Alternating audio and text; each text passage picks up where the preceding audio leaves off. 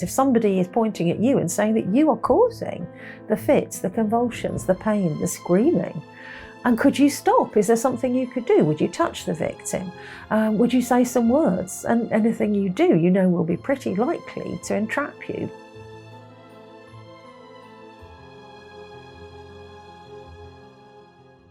Hello, I'm Professor Marion Gibson and welcome to week 3 of our little course on witches in history. This week we're going to be looking at what happens at a witch trial.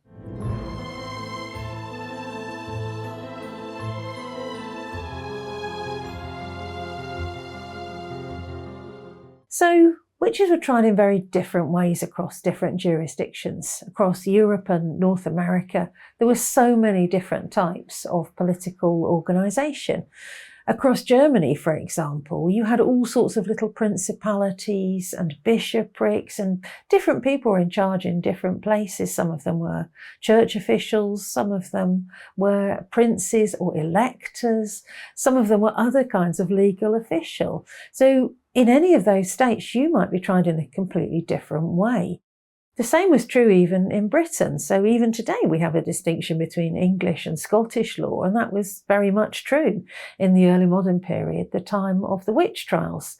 So if you were accused in Scotland, you might be tried in a whole variety of different ways. The North Berwick witches of the 1590s were tried in person by King James, who subsequently went on to write a demonology about that. For demonology, look at our second lecture in week 2. And in other places across England, you would be tried in different ways too. You might be tried by a church court if you were accused of witchcraft before the 1560s. And that would mean you had to go off to see your local bishop's officials and explain to them what it was that you thought you were up to when you were practicing witchcraft or healing or magic or any of those kind of things. Usually the punishment there was something like a penance rather than, for example, what it was after the 1560s, being hanged or sent to prison. But after the 1560s, after the introduction of the Witchcraft Act by Parliament in 1563, there was some commonality in the ways that people were tried as witches here in England. I'm going to talk about those a little bit today, but I'm also going to look at the American colonies as well.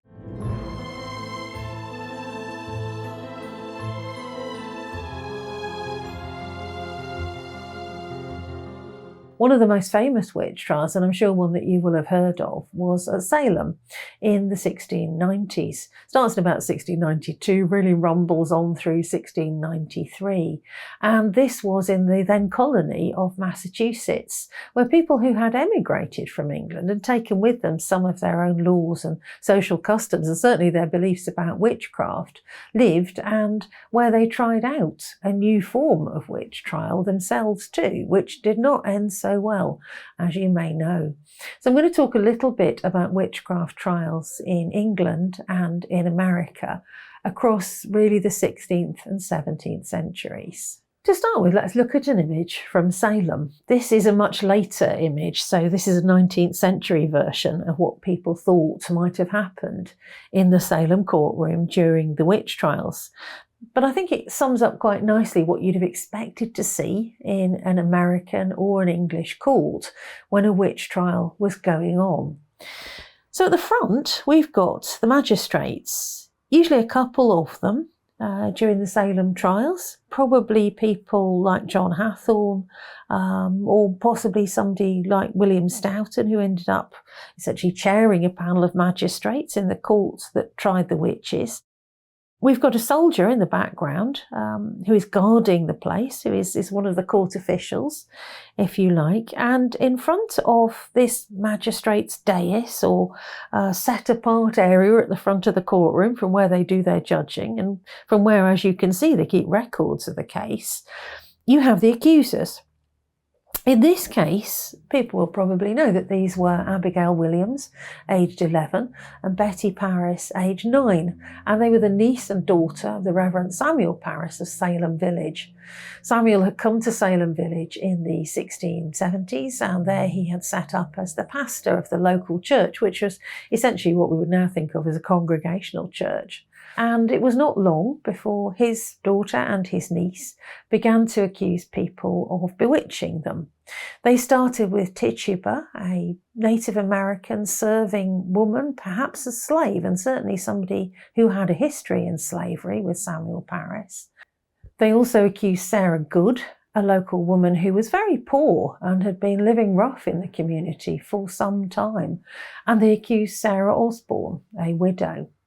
These people were accused, and you can't see any of them in this image, but you can imagine them waiting to be put on trial in the courtroom.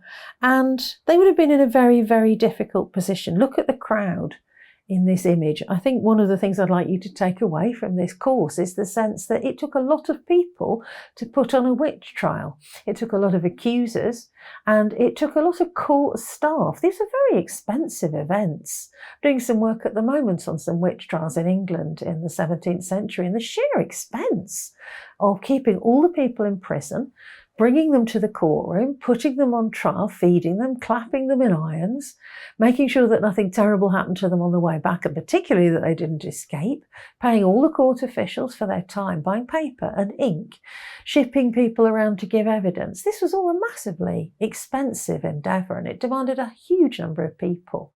It takes a village to have a witch trial, if you like, and I think this is what you can see in this image. So in the background, you can see a group of people, all of whom look as though they are turbulent and shocked. They're coming forward towards us as the viewer, and if you imagine yourself standing there as an accused witch in front of them, this is a very intimidating circumstance. People who went through the Salem witch trials and survived described being shouted at by accusers. They described being spat upon, being physically attacked by them, and all the time in an atmosphere of great hubbub and noise and confusion. Sometimes there were 2 or 3 people keeping notes, and the versions would differ quite substantially, which I think gives you an indication of the sort of chaos that surrounded a witch trial quite often. This might be a preliminary hearing, or it might be an actual trial. It's hard to tell. With the preliminary hearing, the suspects were brought to the magistrates and would be invited, or sometimes coerced, as I'm sure happened in this case, to give evidence. And they would be urged to confess, and many of them did so. We know in some cases that these were people who were subjected to sleep deprivation and who were quite badly hurt during the course of their interrogations. Torture was not permitted either in England or in the English colonies in North America. But the problem was that people didn't conceive of sleep deprivation as torture, which we would now classify it to be. So we do have accounts of people being deprived of sleep and pushed essentially into a confused condition where it was quite likely that they would agree with a leading question, that they would agree with their accusers and say, well, actually, yes, I am a witch. There are also some accounts of people coming out of prison bleeding. We don't know what had happened to them, but certainly this was a pretty terrible position to be in if you went to a pre-trial hearing. And then you'd give your statement, you would give your confession, and then you go back to jail to await the trial itself. So let's say that this is the trial. What do we see in front of us? The girl or woman in front of the desk, probably Abigail Williams. She looks a little bit old for 11, but one of the things that happened to Abigail's image over the course of time, and you'll know this if you've read or watched Arthur Miller's play The Crucible, is that she's imagined to be older and older and older. So by the time Miller gets to her in the 1950s, she's seen as a young woman in her 20s. In the film, she's Winona Ryder, so we know exactly how old she's imagined to be at that time. And here she is, I think, giving evidence, pointing up to heaven to show how godly she is, pointing up perhaps also because she said that during the course of the actual trial itself, she'd seen one of the witch's familiars, a yellow bird, and she starts pointing up into the rafters saying, see the yellow bird. So you can see that this is something that is causing the courtroom great anxiety, and people are surging forward aggressively to perhaps attack those who are on trial, but also see the other figure writhing on the floor. That's probably Betty Parris. And one of the things that happened during the course of the trial was that the girls, and by the time the trial itself came on, there were 4, 6, 8, an increasing number of young women who said that they'd been afflicted by witches and they were throwing fits in the courtroom. So what we can see here is somebody who is probably writhing around screaming. Again, a very terrifying circumstance. If somebody is pointing at you and saying that you are causing the fits, the convulsions, the pain, the screaming, And could you stop? Is there something you could do? Would you touch the victim? Would you say some words? And anything you do, will be pretty likely to entrap you, because it's quite likely that the victim, perhaps we should say supposed victim, is likely to stop their fits when you do whatever it is that you do, because they will be wanting to argue that, you've lifted the curse. So that must mean you are a witch because you put that curse on them in the first place.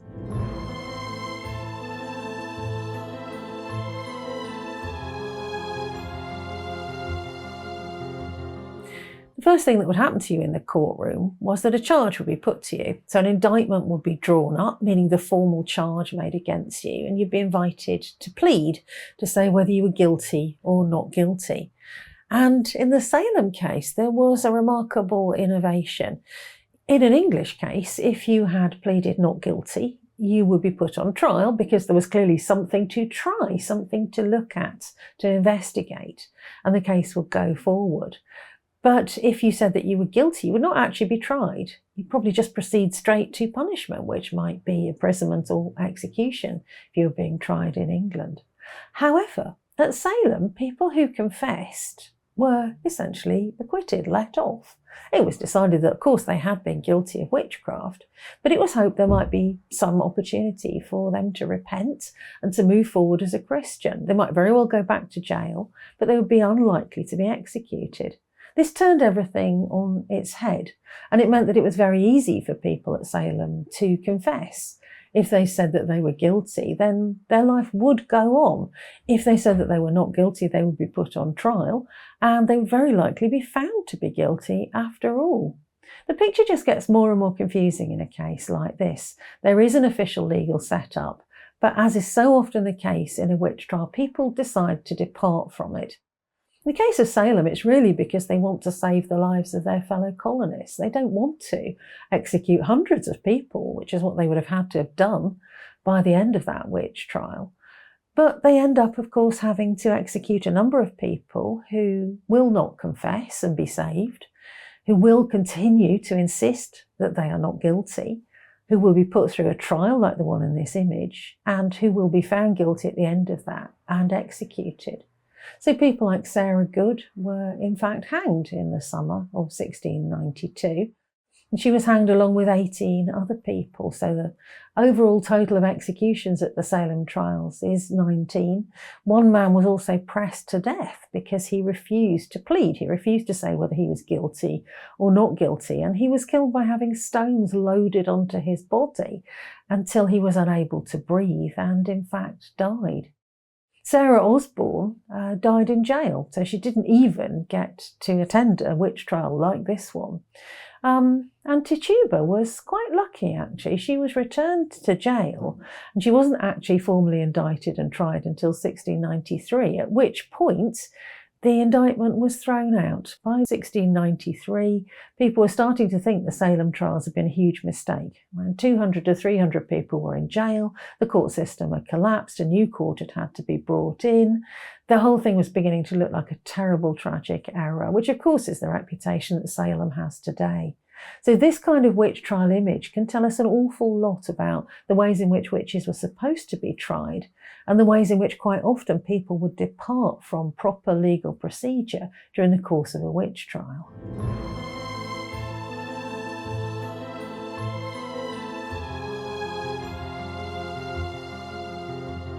This is an image from England in 1613. So we've moved back from the Salem trials into the early 17th century.